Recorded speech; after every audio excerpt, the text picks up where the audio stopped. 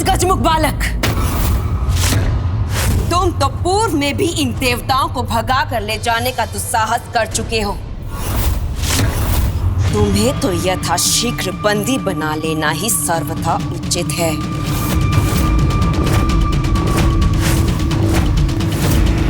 अच्छा, वो तो मेरी एक भूल मात्र थी जो मेरी अज्ञानता के कारण हुई। हाँ, मुझे आभास हुआ देवता संकट में है तो मैं उनकी रक्षा करने आ गया। अब प्रथम पूज्य होने के नाते ये तो मेरा धर्म है ना। किंतु अब देखिए ना, उसी भूल का इतना उत्तम परिणाम हुआ कि मुझे देवताओं के मुख से आप जैसे महान जलंधर जी का परिचय प्राप्त हुआ।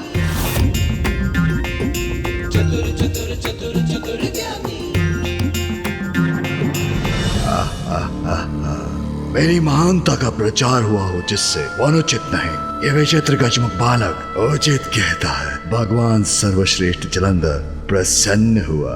भैया, और मैं तो यहाँ नवीन भगवान महान जलंधर का अभिवादन करने आए हैं। शिव पुत्र भी मेरा नमन कर रहे हैं। शिव का समय गया, ये जलंधर का समय है। किंतु भैया, देवराज इंद्र ने तो जलंधर जी को लेकर कुछ और ही कहा था, है ना? हाँ गणेश, कहा तो था। अब मैंने क्या कहा था प्रथम पूज्य गणेश जी? क्या कहा था इसने?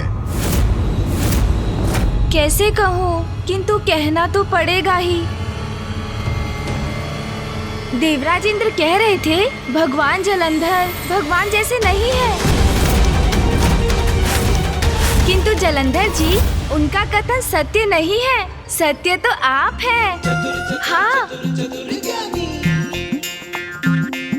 इतने राजसी हाव भाव, ऐसे सुंदर वस्त्र, इतने बहुमूल्य आभूषण। अरे वाह, आपके पास तो त्रिशूल भी है।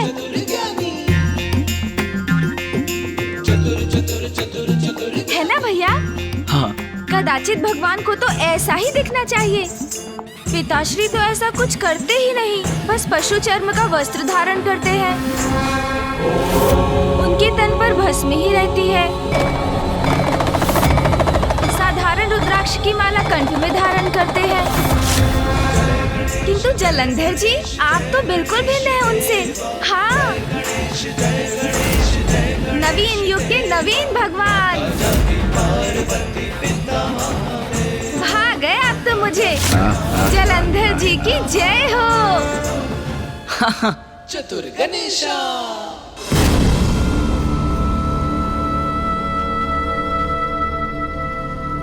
अच्छा, तो अब जलंधर जी ये भी बता दीजिए कि भैया और मेरा निवास कहाँ होगा?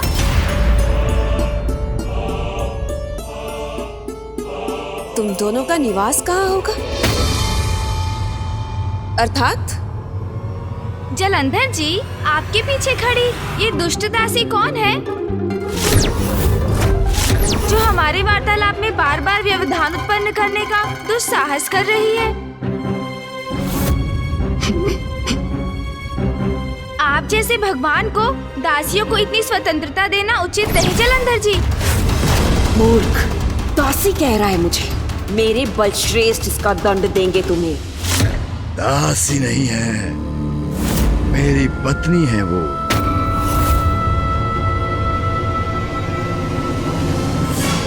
अच्छा, जो भी है, आप हमें हमारा कक्ष दिखा दीजिए। भैया और मैं वहाँ जाकर थोड़ा विश्राम करेंगे। फिर यहाँ निवास की अपनी उचित व्यवस्था भी तो करनी है। तुम दोनों यहाँ निवास करोगे? देवराजेंद्र, आपने इन्हें नहीं बताया क्या? क्षमा कीजिए प्रथम पूज्य गणेश जी, मैं भगवान जी को बताने ही वाला था, किंतु वो अच्छा, समय नहीं मिला आपको? हाँ। कोई बात नहीं, मैं बता देता हूँ। जलंधर जी, मैं प्रथम पूज्य हूँ और मेरे भैया कार्तिकेय देव सेनापति। किंतु अब आप ही नवीन भगवान हैं, तो हम दोनों का आपके साथ ही निवास करना उचित है। ये शिव पुत्र यहाँ क्यों निवास करना चाहते हैं? शरणागत को ठुकराना तो भगवान के लिए उचित नहीं, किंतु इन पर मुझे विश्वास भी नहीं। भैया, मुझे प्रतीत होता है कदाचित जलंधर जी हमारे निवास के विचार से प्रसन्न नहीं। उचित है, कोई बात नहीं। चलिए हम अपने कैलाश लौट चलते हैं भैया। हाँ गणेश, चलो। वहाँ हम पिताश्री के साथ रहेंगे और वहीं से हमारे समस्त कार्य भी करेंगे। मैं भावी युद्ध के लिए पिताश्री के सुझाव से रणनीति की रचना भी किया करूंगा। जलंधर जी कोई बात नहीं, किंतु आप जैसे नवीन भगवान से भेंट कर मुझे बहुत आनंद आया। भैया और मैं अपने दायित्व निभाने में अत्यंत व्यस्त रहते हैं, किंतु जब भी समय होगा हम पुनः आपसे भेंट करने चले आया करेंगे। अब आप हमें अनुमति दीजिए। प्रथम पूज्य और देव सेनापति तो अत्यंत महत्वपूर्ण देवता हैं। ये दोनों यहाँ रहेंगे तो मैं इनके सभी कार्य प्रभावित कर सकता हूँ। यदि ये कैलाश लौट गए तो वो शिव इनकी योजनाएं निर्धारित करेगा।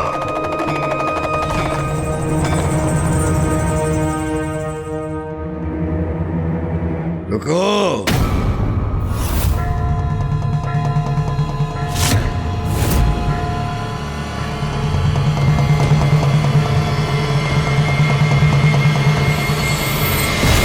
भगवान अपनी शरण में आए अपने भक्तों को अपना शरणागत बनाता है। उचित है तुम दोनों यही निवास करोगे।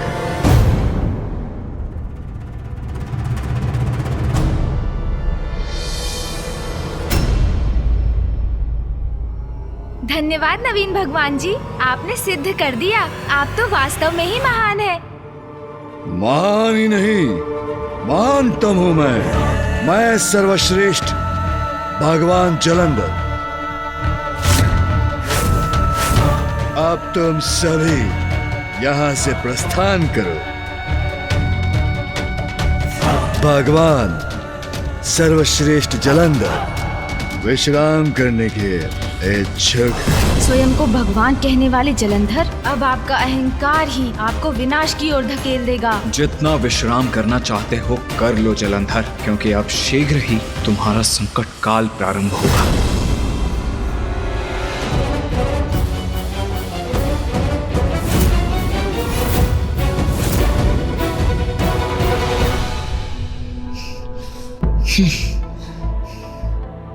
गणेश, तुम एक क्षण भी यहाँ कैसे रह सकते हो? मुझे तो घृणा हो रही है इस स्थान से। मन तो करता है अभी जाऊं और उस जलंधर की ग्रीवा दबाकर अंत कर दूं उसका। उचित नहीं किया बलश्रेष्ठ। क्या आवश्यकता थी उन दोनों को यहाँ निवास करने की अनुमति देने की? मुझे तो उन पर तनिक भी विश्वास नहीं है।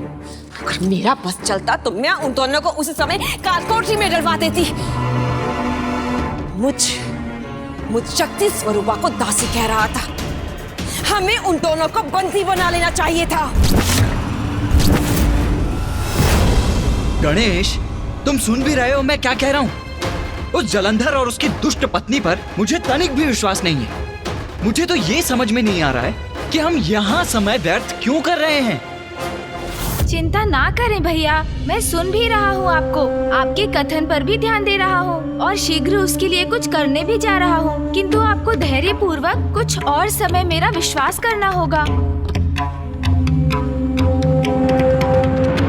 मुझे उन शिव पुत्रों पर तनिक भी विश्वास नहीं है। वो कचमुख गणेश तो फिर भी उचित है, शांत है। उसकी बुद्धि और चतुराई का बखान बढ़ा चढ़ा कर किया जाता है। उससे हमें कोई संकट नहीं। किंतु वो कार्तिकेय, यदि दृष्टि से कोई किसी का संहार कर सकता तो वो कार्तिकेय हम दोनों का अंत कर चुका होता।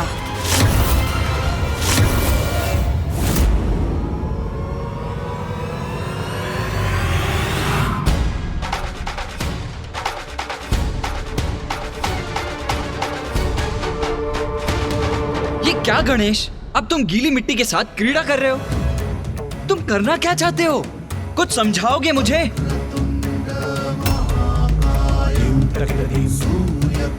आप शीघ्र ही सब कुछ समझ जाएंगे भैया।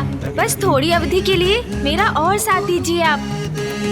चलिए, हमें शीघ्र ही यहाँ पार्थिव शिवलिंग का निर्माण करना है। ओह, तो ये आरंभ है तुम्हारी योजना का। हमें उन दोनों का अंत कर देना चाहिए। शांत हो जाओ वृंदा, शांत हो जाओ वृंदा। शिव पुत्र समझ चुके हैं, उनकी पिता की सत्ता का समय अब समाप्त हुआ। शरणागत बने हैं हमारे, प्रसन्न हुआ। भगवान सर्वश्रेष्ठ जलंधर प्रसन्न हुआ। और तुम्हें भी प्रसन्न होना चाहिए। उनके हमारे शरण में आने से तो प्रमाणित हो चुके हैं कि सृष्टि में एकमात्र भगवान मैं, शक्ति तुम।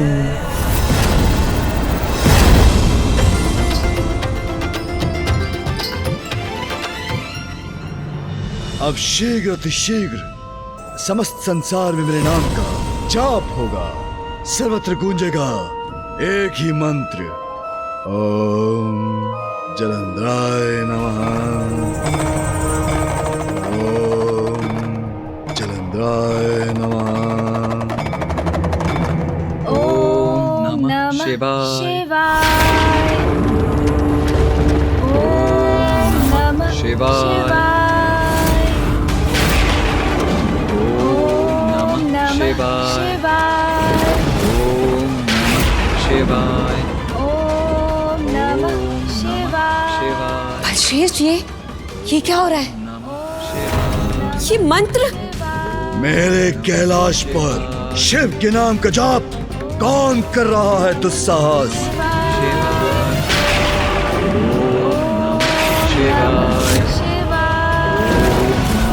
शिवाय। बलश्रेष्ठ, ये स्वर तो भवन के भीतर से आ रहा है। कोई भीतर ही हमारे साथ घात कर रहा है। कभी सहन नहीं करूंगा। मेरे भवन में मेरे विरोधी के मंत्रों का जाप मृत्यु निकट है उसकी। असल कर रख दूंगा अभी की अभी।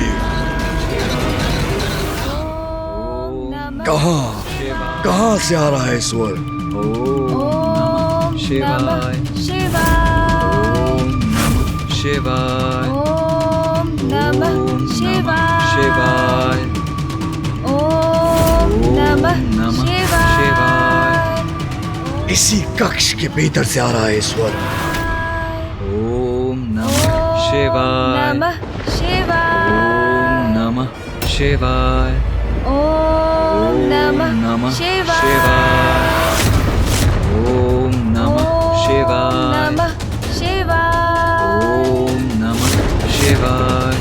ओम नमः शिवाय। ओम नमः शिवाय। नमः शिवाय।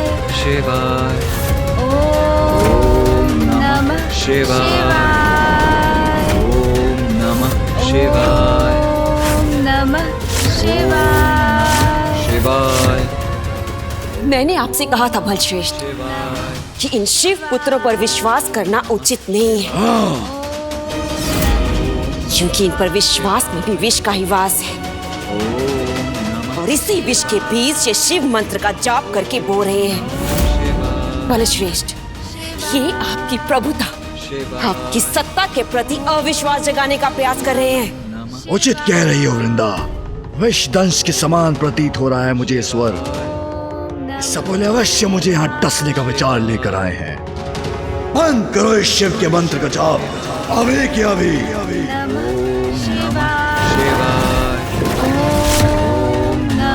शिवाय। मेरे कैलाश में शिव का नाम लेने की अनुमति नहीं।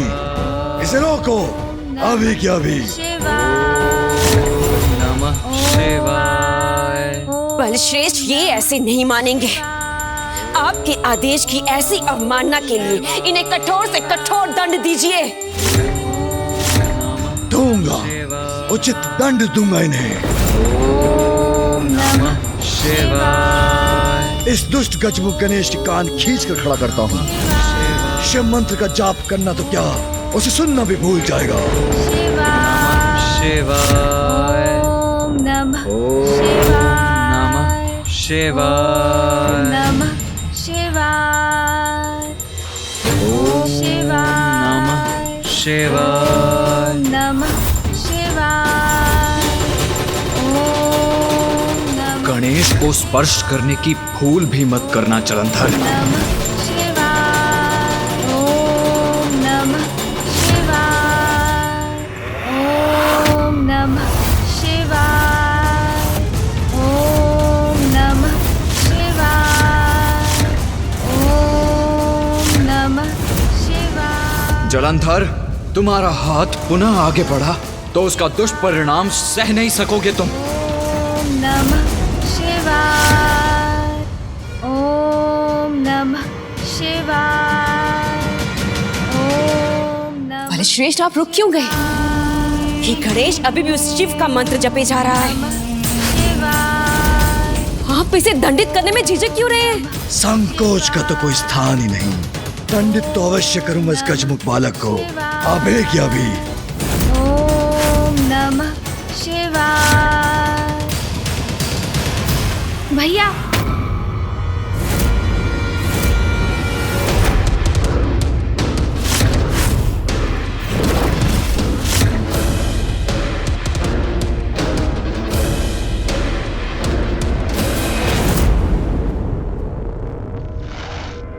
अरे चिंता मत करो गणेश, मैं अधिक कुछ नहीं कर रहा था।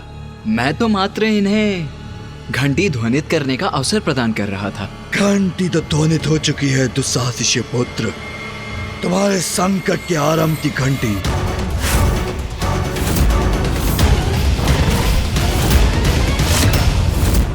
उचित किया गणेश जो तुमने अपने भ्राता को रोक दिया, अन्यथा तुम्हारे साथ साथ इसके भी कान खींचता, धकेल के अपने भवन से बाहर कर देता अपने कैलाश से। अभी क्या भी।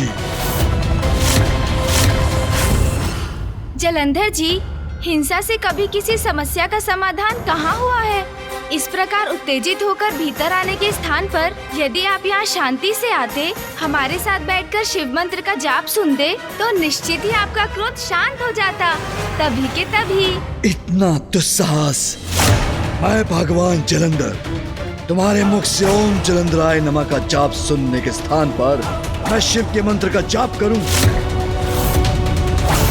अंतिम चेतावनी दे रहा हूं तुम्हें, या तुम्हें तो क्या, किसी को भी शिव का नाम लेने की अनुमति नहीं। किंतु भगवान का नाम लेने में किसी की अनुमति की क्या आवश्यकता है जलंधर जी? बस बस बस, बहुत हुआ बालक। भूल गए हो क्या? मैं तुम्हारा भगवान हूँ। ये मेरा कैलाश है, मेरा निवास है। मेरी अनुमति से तुम यहाँ निवास कर रहे हो, शरणागत हो, किंतु आभार मानने के स्थान पर मेरे ही निवास में उस शिव का नाम ले रहे हो। द्रोही हो तुम। इसका दुष्परिणाम तुम दोनों को भुगतना होगा, और वो भी अभी की अभी। क्रोध के कारण व्यक्ति अपने वाणी और अंगों से नियंत्रण खो बैठता है, और वही स्पष्ट आपके हाव भाव में भी झलक रहा है। क्या कारण है आपके इस क्रोध का, नवीन भगवान जलंधर जी? नवीन भगवान? नवीन भगवान नहीं, वास्तविक भगवान है सर्वश्रेष्ठ जलंधर। महादेव से भयभीत है क्या? कदाचित महादेव से असुरक्षा का भाव है आपके भीतर, इसीलिए तो आपको बार बार ये जताने और बताने की आवश्यकता पड़ती है कि आप ही वास्तविक भगवान हैं। असुरक्षा का भाव मुझे? हाँ, तो उचित ही तो है। हम महादेव पुत्र यदि अपने पिताजी की पूजा कर रहे हैं तो इसमें आप विचलित क्यों हो रहे हैं? महादेव की पूजा से आपको क्या भय हो सकता है? इन शिव पुत्रों का दुस्साहस तो अपनी सभी सीमाएं लांघ रहा है। जब इन्होंने यहाँ प्रवेश किया था, मुझे तो तभी संदेह हो गया था इन दोनों पर। इन्हें तभी बंदी बना लेना चाहिए था हमें। जब देवताओं ने महादेव को बताया कि आपने स्वयं को वास्तविक भगवान घोषित किया है, तो महादेव तो क्रोधित हुए ही नहीं, वे शांत ही रहे। और उन्होंने पूर्ण आत्मविश्वास से भी कहा कि उनकी वास्तविकता तो सर्वज्ञात है, इसलिए कोई स्वयं को भगवान कहने लगे तो भी इससे उनके सत्य पर कोई प्रभाव नहीं पड़ता। किंतु उनके विपरीत महादेव की पूजा आपको इतना क्रोधित क्यों कर रही है? हाँ, समझ गया। इन्हें प्रतीत होता है कि यदि कोई महादेव की पूजा करेगा तो ये भगवान नहीं रहेंगे। अर्थात इन्हें तो स्वयं पर विश्वास ही नहीं है गणेश। बंद करो ये अनर्गल प्रलाप। देखो मुझे, क्या मैं तुम्हें असुरक्षित दिखता हूं? मैं सर्वश्रेष्ठ जलंधर भयभीत कदा भी नहीं, किसी से भी नहीं, चाहे वो तुम्हारे महादेव शिव ही क्यों ना हो। सागर की अतल गहराई से सबको परास्त करके बाहर आया हूं मैं, और एक श्रेष्ठ कैलाश का निर्माण ही नहीं किया, अपितु स्वयं को सर्वोच्च भगवान और वृंदा को देवी शक्ति के पद पर आसीन किया। पशु चर्म धारण कर न जाने किसके ध्यान में लीन रहता है तुम्हारा पाखंडी शिव।